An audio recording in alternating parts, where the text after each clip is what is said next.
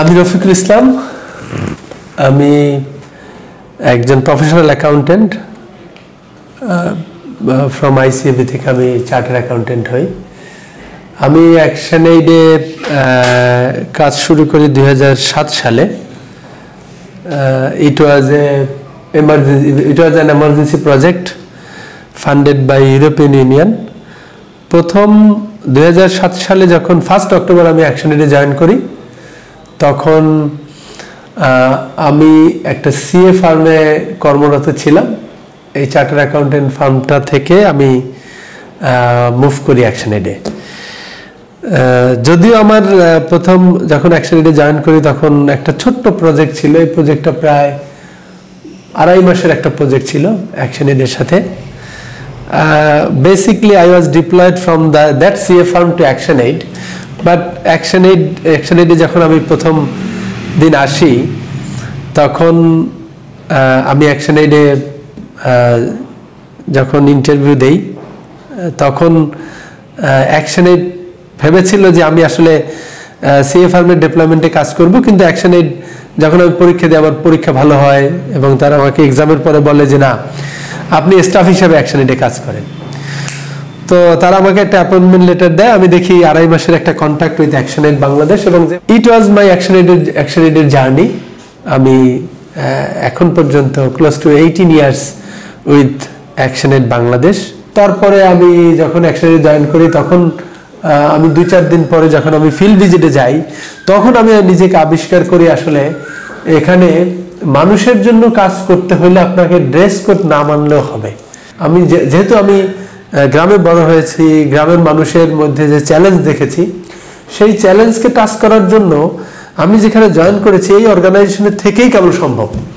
যখন আমি 2.5 মাস শেষ করলাম, শেষ করার মধ্যে যে চ্যালেঞ্জগুলো ফেস করলাম, এর মধ্যে সিডর অ্যাটাক করে বাংলাদেশে। তখন সিডর অ্যাটাক করার সময় কিন্তু অ্যাকশনএইড বাংলাদেশ আরও 4-5টা প্রজেক্টের এমার্জেন্সি ফান্ড পায়। কিন্তু আমি যে প্রজেক্টে কাজ করতাম, এই প্রজেক্টটা ছিল তখন ডিআরআর অ্যান্ড লাইভলিহুড থিমের। তো যেহেতু সমস্ত এমার্জেন্সি প্রজেক্টগুলো ওই থিমের সাথে আমার একটা ভালো কানেকশন হয়, এবং তারা আমাকে বোঝে যে ফিল্ড লেভেলে আমার কন্ট্রিবিউশনটা কতটুকু ছিল। এবং ফাইন্যান্সের চেয়েও আমার প্রোগ্রামের মানুষগুলো আমার চেয়ে বেশি জানে, আমাকে বেশি চেনে, কারণ আমি পার্টনারশিপ ম্যানেজমেন্ট, আমি পার্টনারে যাই, আমি প্রকিউরমেন্টে সাপোর্ট করি, আমি ফিল্ড লেভেলে প্রোগ্রাম পার্টিসিপেন্ট যারা আছে তাদেরকে এই তথ্য নিতে সহায়তা করি, মাস্টার রোল বানাইতে সহায়তা করি। মানে I was there for everything. প্রতিদিন নতুন নতুন চ্যালেঞ্জ, যে আমি কমিউনিটিতে ভিজিট করতেছি, কমিউনিটির এক চ্যালেঞ্জ। কমিউনিটিকে যখন সাপোর্ট করতে যাব, এই প্রকিউরমেন্ট মেকানিজম করতে যাই, তখন আরেক চ্যালেঞ্জ। আবার এটাকে যখন পার্টনারকে এনগেজ করতে যাই, তখন মনে হয় যেন আরও চ্যালেঞ্জ। মানে দ্যাট অ্যাট্রাক্টেড মি, যে হাউ টু সলভ দ্যাট। যদি পড়ার কথা বলেন, এমনও আছে, আমি বৃহস্পতিবার এখান থেকে অফিস থেকে গিয়ে আমার একটা লাইব্রেরি আছে, এটা সেপারেট ফ্রম মাই হাউস। এই লাইব্রেরিটা আমার ভাড়া করা ছিল। আমি 2007 সাল থেকে আমি এরকম একটা ফ্ল্যাট নিয়ে ওখানে বৃহস্পতিবার অফিস করে চলে যেতাম। আবার দেখা গেছে যে শুক্রবার ওখানেই থাকি, শনিবার আমি বাসায় গেছি, রোববার থেকে আবার অফিস শুরু করছি। That was very hard time for me to continue with service and CA, কারণ সিএ পড়াশোনা তো আসলে অনেক টাফ একটা পড়াশোনা। এটা আরেকটা জিনিস হেল্প করছে কি, যখন আমি প্র্যাকটিক্যালি কাজ করতেছি, তখন আমার সিএ পড়াটার ক্ষেত্রে এটা কিন্তু কন্ট্রিবিউট করতেছে। আমি যেহেতু পছন্দ করি এই কাজটাকে এবং ফিল্ড লেভেলের কাজটাকে খুব এনজয় করি, আমি অ্যাকশনএইডের ইফাস টিমে জয়েন করি। ইফাস টিমে জয়েন করে অ্যাকশনএইড ইন্টারন্যাশনালের থেকেও আমি বাইরে গিয়েও ট্রেনিং নেই, যার ফলে আমি যে কোনো ধরনের ডিপ্লয়মেন্টে আমি থাকতাম ফাইন্যান্সের জায়গা থেকে।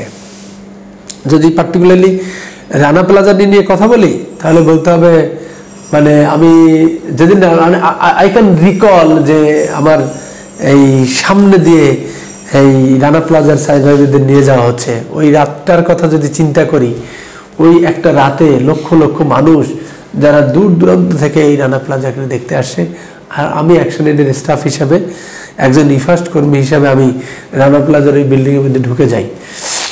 বিল্ডিংয়ের পাশের বিল্ডিংটা দিয়ে যেখানে সাপোর্টগুলো ইনশিওর করা হয় সেখানে যাই। যাওয়ার পরে আমার কাছে মনে হয়েছে যে আমি আজকে অ্যাকশন এডে আছি বলে আমি এই মানুষগুলোর সাথে ডাইরেক্টলি কাজ করার সুযোগ পাচ্ছি। তখন আমার মনে আছে যে আমি ওখান থেকে রাতে গাড়ি নিয়ে হেমায়তপুরে এসে বেকারির যে ফ্যাক্টরিগুলো সেখানে গিয়ে গিয়ে পাউরুটি, তারপরে বিস্কিট, এগুলো আমি কেক, এগুলো আমরা কেনার চেষ্টা করি, কিন্তু আমরা ওই যতটুকু পরিমাণ দরকার অতটুকু কিনতে পারি না, কারণ ওই কমিউনিটি তো ওইভাবে তৈরি হয় না ওই সময়, তো ওইটার সাপোর্ট করার জন্য হিউজ পরিমাণ তো তারা তৈরি করে রাখেনি। আমি মনে হয় সারা রাত ওই মানে রেস্কিউ টিমকে এই ধরনের লজিস্টিক সাপোর্ট দিছি ওই সময় নিউকামারদের জন্য, এবং যারা ডেভেলপমেন্ট ফিল্ডে আসতে চায় তাদের জন্য আমি একটা এক্সাম্পল, যে আমি অ্যাকশন এডে জয়েন করেছি, আমার ফার্স্ট জব অ্যাকশন এডে, ফার্স্ট জব মানে ডেভেলপমেন্ট ফিল্ডে ফার্স্ট জব, এবং অ্যাকশন এডে আছি। কেন আছি সেগুলো তো আমি বললাম যে এই কারণে, কিন্তু অ্যাজ এ নিউ কামার অ্যাকশন এডে জয়েন করবে এই কারণে যে অ্যাকশন এডের যেই অ্যাপ্রোচ,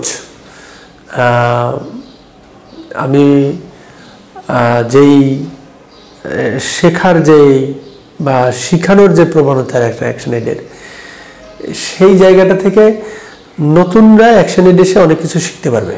এখানে জয়েন করে সে তার মতো করে কাজ করার, ইন্ডিপেন্ডেন্টলি কাজ করার সুযোগ পাবে।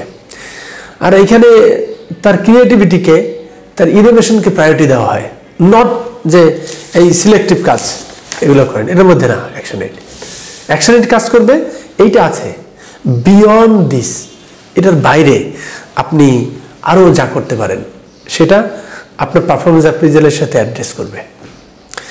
এই সিস্টেমটা মোটিভেট করে নতুন যারা আসে, যদি শেখার টেন্ডেন্সি থাকে এবং সে যদি অনেস্টলি তার কম্পিটেন্সিকে ব্যবহার করার জন্য চেষ্টা করে, তাহলে অ্যাকশন এড এখানে হেল্প করতে পারে।